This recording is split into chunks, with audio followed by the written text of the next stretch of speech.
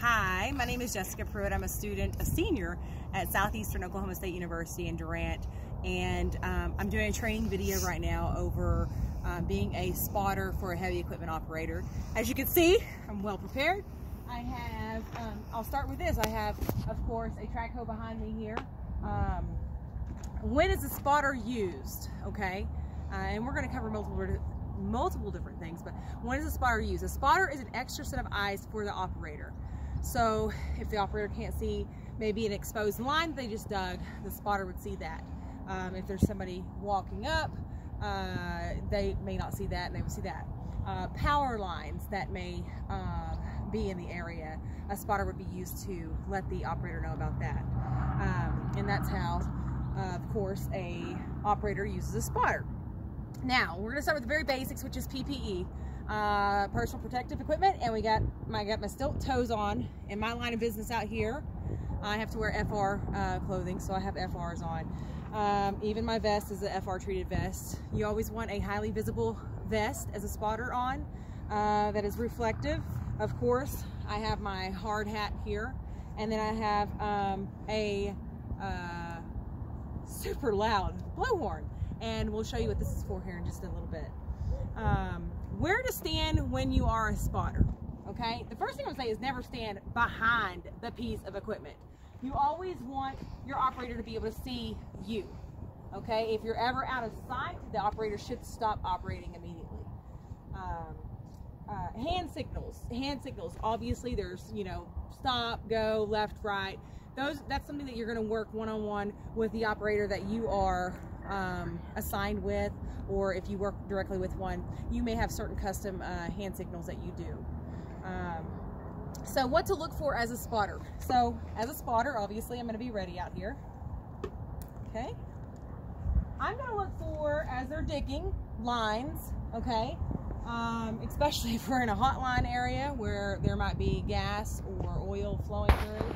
I'm going to look for lines, so make sure that they don't hit a line. Give them an immediate stop work if they get close to something, or hit my dandy little air horn that gets their attention real quick.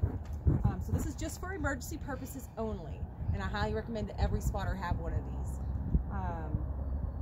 So you're going to look for not just that, but also you're going to watch it for yourself. You might have holes, you might trip over ditches, there could be snakes.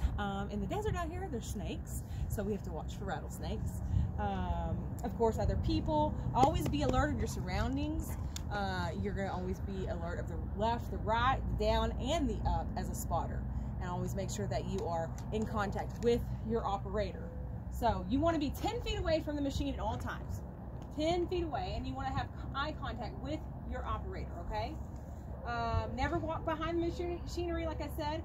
Always stay a minimum of 10 feet away, of course, and the emergency horn. So a bit about this is, if you have a situation where you see something that immediately needs to stop, it's grounds for stop work, then you